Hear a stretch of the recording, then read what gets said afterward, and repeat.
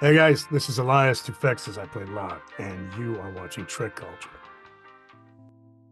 I'll take you from the very beginning. I got an audition. It was not called Star Trek at all. It was called something else. And the scene was it was a similar scene, but it was opposite Saru. So I was Oh, I like, see. oh, Okay. cool. Saru, ship, huh? That's what this is for. Okay. But I connected to the sides immediately because the material was so rich. It was about ultimately what you see in the scenes, which is about a captain or someone who's aspiring to be simply great, who works as hard as he can, keeps his head down, and says to himself, I'm going to be great, I'm going to be great. And then finally, he gets the opportunity and is like, oh, shoot, I don't know if I'm ready. I don't know if I'm ready to do this thing. And it's just, it's about that relationship of aspiring for greatness and having the fear of asking for help. But part of what being great is having great people around you and being bold enough to ask for help when you need it, asking for that support. So, um, to bring it back on track, I got the call saying that I booked it. And of course, it was one of the most exciting moments of my life because I, I really fell in love with it so much. I fell in love with it so much. Yeah. Like it's incredible. So, and to be part of what I mean by its very nature is one of the most important scenes of the overall show. Now, the fact that it's the last scene, kind of we'll deal with that heartache in a while. But Yeah. it is one of the critical scenes. It's incredibly important. It gives us your character and gives us a Yeah. sense of closure, I think, with Michael Burnham's character as well. We all live in a world where we all know Star Trek, but how prevalent was Star Trek, say, in your life up to that point?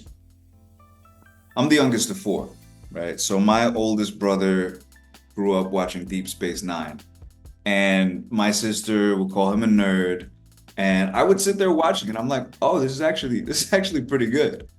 Outside of that, I'd stepped away from it for a bit, but then once I heard about the booking, I stepped back into Discovery hardcore, and I'm like, oh, if I wasn't even doing this, this is actually pretty incredible for like obvious the metaphoric reasons of the show being about relationship, but the show also being about sometimes the more alien life forms are more human than the humans themselves. And that for me was always one of the greatest metaphors of it. And I really fell in love with that. Um, and of course, like Sonequa, David, they're incredible. They are absolutely incredible. And then you get on set and you see how much production and cast and crew really put their blood, sweat, and tears into everything. I mean, Alex Kurtzman, Tunde, Michelle Paradise, like just incredible souls that are so dedicated because they want to do right by the fan base, you know? For the audience, okay, a little bit of context because I want to talk about this because you are a fantastic actor. You are a filmmaker in your own right. Yes. You are a writer, you are a director, you are a producer. And just before we recorded, I was saying that I watched your short film Stockholm is available to watch on YouTube. So everyone, please watch that with the warning you're gonna be uncomfortable. And I would love to talk to you about your career as a filmmaker as well. So this you were saying is one of your earliest productions. Yeah, that's actually how I met my lovely fiance Anna. And basically, an idea to sort of rewrite a scene and change some things up. So that was my stab at writing, my first stab. Right? Uh, my stab at production, which was scouting the location, right? And then my stab at directing, which was pretty much going through the rehearsal process and looking at certain shots that we wanted to use. So going back to scouting the location, I was so proud of myself because I went to this mall that had this parking lot that like people didn't really go into during the weekday. So I'm like, perfect. We'll shoot it on a Wednesday, right? Nobody's gonna be there. I spoke to the security guard, older guy. He's like, yeah, no problem. You can shoot here. And sure enough, the day that I come back with the whole cast and crew to shoot, somebody else is working, and I'm like, yeah, we're just gonna go up to the second floor and shoot because I spoke to like Mike, and he's like, I don't know who Mike is, and you can't shoot here because you don't have a permit. And I said, I look back at the rest of the crew, and I'm like,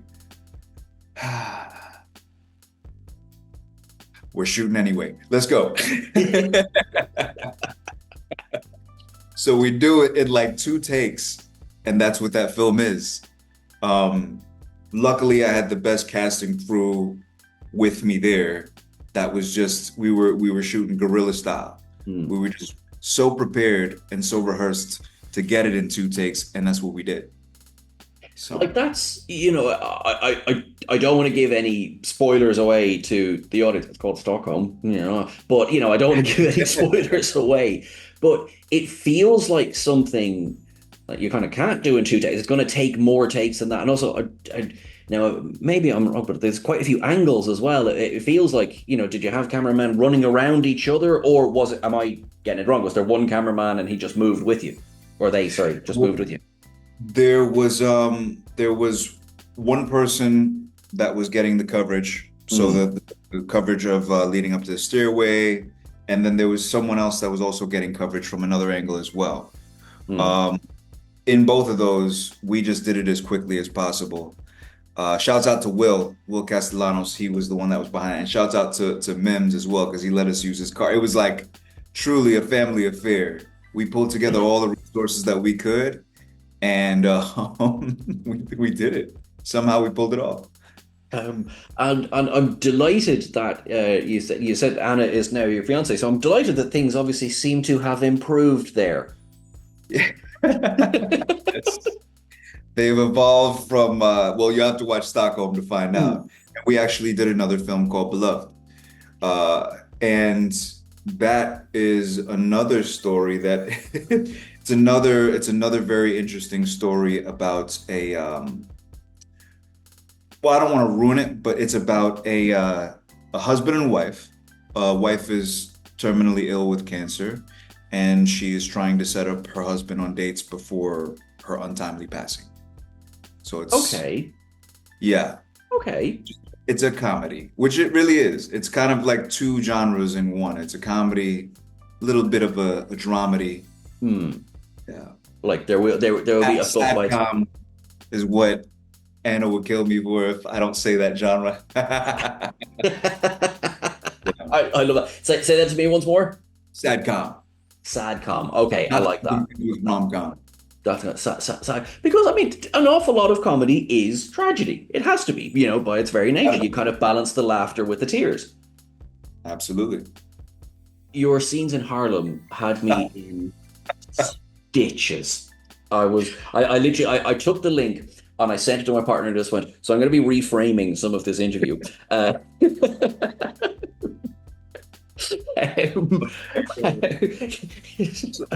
Sorry, my question being, first of all, how fun was that? And second, you're dancing between genres. Are you just having the time of your life, basically? And do you have a favorite? I absolutely, I have so much respect for comedy. I started out at Susan Batson Studio, which in New York, it's a very dramatic and very serious studio. She learned from Stella Adler. I'll spare you the whole history lesson on acting. I'll spare all that, but By all means, go for it. that lineage is so strong. And like Mariska Phillips and Bob Krakauer, these are all people that I've studied with, and primarily drama. They understand comedy very well and can execute on comedy very well. But for comedy in our world, you go to like an improv class or things of that nature. I love and respect comedy so much, and there's so much that I still have to learn. But one thing that I recognize with those scenes is when I feel my impulse to play, that's when I'm at my best. So the Harlem shoot, I felt that freedom to play. It was one of the first shoots, like that was right after COVID. That was the first time I'm setting on set after COVID. And to have like a physically intimate scene after, like right after COVID, you have to have, first of all, you got to get your COVID test done. That's first. Second of all, you got to have the trust of each other, and consent, and all of those things are extremely important. But also with the director, once they trust you with comedy to improvise, you got to let things, whatever's going to come out, whatever's happening, you got to let it happen and follow the fun. So that's what I learned from that experience. That was so much fun. So much fun. It was so funny because it's so serious to a point, and then there's just that switch, and then Right. it just becomes. I mean, because you play off each other so well. Yeah. Like how much of that is improv? Like is an improv total? Well, I would say about like 90% of it was the script.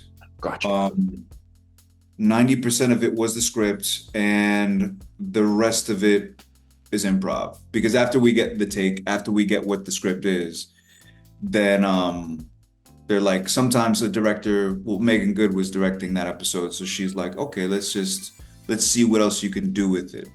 And she would kind of guide me like, try something else, challenge me, and just be like, find something else, surprise yourself. Yeah. And I was finding things. So I know, and it's just there's both deadpan humor in it, and there's just proper like break your sides laughing humor.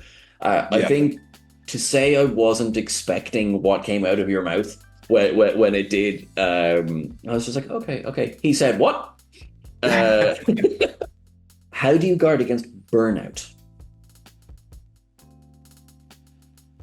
That's or the do question. you guard against burnout? Try to designate 2 rest days. Like, and if I don't write them down in my calendar, they just won't happen. Because there's always a little voice in the back of my head that's like, you're not that tired. You're not, come on, keep going. Keep going. Or like saying, come on, toughen up. You can keep going. You can go harder. Let's go. So I always try to block out those 2 days for recovery. Um, That's and two most days of a year. the time, I've gotten so much better with that. And most of the time that happens. That's like meditation. That's like not working out. That's maybe going to a museum. Maybe it is just being lazy and sleeping in a little bit. See, I'm worried about you going to a museum because I have a feeling you'll step inside and go, maybe I should be a painter or a sculptor, or I You're now I not now wrong. have these 2 days. I can do this. You're not wrong at all. I get inspired very easily, especially about great art. Which I suppose, which begs the question: what is it that if there's none of us that only have one inspiration? What are the things that inspire you in the craft that you do, in all of the craft that you do? Um, Great actors. Denzel Washington, of course, Idris Elba, Marlon Brando. I got a husky named Brando Denzel Washington Islandsfeld Wilson. All the names. But the muses for me are great actors, people that are always trying to find their truth within whatever they do. Um, Great dancers that try to always sharpen themselves and really try to find a way to express themselves and be more comfortable in their own skin. That I think is what we're all trying to do. And when I see that, like real recognizes real. And I may not always do it perfectly, but I can recognize when someone is trying to find that or express that. That's what draws me to different artists, that search of truth. I suppose I have an unanswerable question for you. What is perfect?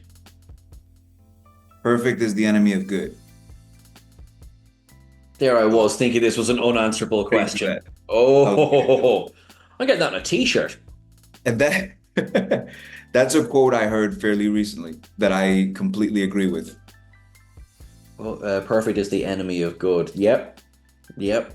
Because I think as well, there's this hang up, isn't there? On I will be perfect. I will be the best. I will be, and I find that to be very limiting. Incredibly. Kind of how can we grow and learn? If you label someone as perfect, great, that's it. They're done. They're finished. They can do no more. No. And how then does someone turn around and say, I might be the captain, but I don't know if I've got this? Actually, you do, but you knew enough to ask. Yeah. Well, the journey never ends. like really and truly, when you're trying to be great or good, the journey never ends. But with perfect, the journey does end. Yeah. So the trick is like, for me, I think the trick is to never ever pursue perfection. Always pursue iconicism, greatness, or even just if you're not that great at the thing, just at least being good. Yeah.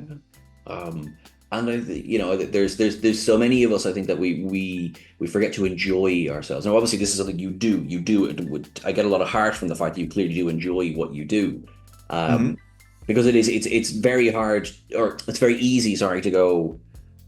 Well, I have striven for greatness, but along the way, Hmm. I forgot why I got into it. Yeah, yeah. That's a very easy place to get to when you are lacking gratitude for all the little steps in between. Um, and the big ones, especially. Without that, you can't be present. You can't, you know, you can't be grateful for everybody from the top and the bottom. There is like from the top and the bottom of a cast and a crew, you can't be grateful for everybody within those things. You can't be a good team player because you're always thinking about me, me, me. You have to be so grateful for all the great things in your journey as well as the alleged hiccups that might happen within your journey too, right? So the gratitude and the pursuit of greatness can be a torturous one, but it could also be one of the most beautiful journeys ever. And when you are cast as the lead character in Starfleet Academy, don't worry, NDA. And what of these lessons will you bring into the cadets that are in Starfleet Academy as well? I think from they've done such a great job of establishing a strong foundation with just those last few scenes from Star Trek Discovery of the pursuit of greatness, Mhm. of who Michael Burnham is, of who Book is. The strong structures of those characters alone tell you so much about who this captain is already. And seeing the journey that he's going to, or if that journey does continue, or whatever the case may be, will probably enrich that even more and reinforce that even more, or And not. no, I choose to live in a land of hope. We will absolutely be. Oh yeah, kind of starring role. But yeah, we'll have to figure out the timelines. I'm not going to lie to you. I mean, because obviously the scene is, I think it's 30 years in the future, or 30 years from the end of Discovery. But that's all right. That's fine. When has time ever mattered in Star Trek? You know. Yeah. Um, but I think is what really comes across in that scene as well is you said, like, yes, you have there is the archetype of the Starfleet captain, and it's the stiff back, and even they may be very approachable. We have our Picards and everything like that, but Yeah. what we got there with that scene in the garden was we were introduced to a captain who was he was off for that moment of time. He was just a man, and he was just a man with his family. And there was that. I mean, I love the whole thing, but particularly I love yourself and David Ajala, how you interacted in that scene. It was just so natural, and but immediately I was just like, I will follow that man into hell. Yeah, I mean, ultimately, there's a level that we put, say, for example, our parents. Hmm. There's a level that we put our parents on for the most part. I don't want to speak for everyone, but growing up, I put my father on such a pedestal, and he was a man who just he did all the things. I'm first generation. He came to the United States and did impossible. He made the impossible come through and come true rather. And as I got older, I saw things that the obstacles that he went through and all the things that he was fighting against. And I saw habits of his that I maybe wanted to change or do different, but ultimately the respect was there, seeing the perfections and the imperfections. And I think for me in this role, I saw that within this character, within Captain Leto. I saw his perfections as well as his imperfections. And he, part of the obstacle that he's going through is just putting his parents on that pedestal and not seeing them as the three-dimensional person, not seeing the role of captain as a three-dimensional thing either. And that is the nerve-wracking thing when we're dealing with everything at the same time. And then it freezes you and you're anxious and you can't even move. And it's like, that for me is like what I related to so much about him. Trying to be great, trying to be so great and legendary and the perfect captain. And he hasn't even really done it yet. You know what I mean? Where are the best places to find your work, and including your writing as well, and your dancing, if we can see that? I have a YouTube channel that is at Sawandi Wilson, I believe, or Sawandi FENZ, which is my crew name, Step Fiends. Shouts out to X Fiends, Step Fiends. That is available on YouTube, and everything else is probably available on Prime, Netflix, and of course Paramount Plus. But yeah. Okay, perfect. Well, Also, you do the Googles. We'll make it as simple as we'll put the link to the YouTube in this as well. I have a strong feeling the people watching this probably are subscribed to Paramount Plus already, so and Prime as well. I know that kind of stuff, but most importantly, thank you so much. You're an absolute gentleman, yeah, thank you for your time, and thanks very much for guarding the future for us. Thank you for having me. It's been so much fun, Sean. I really appreciate it.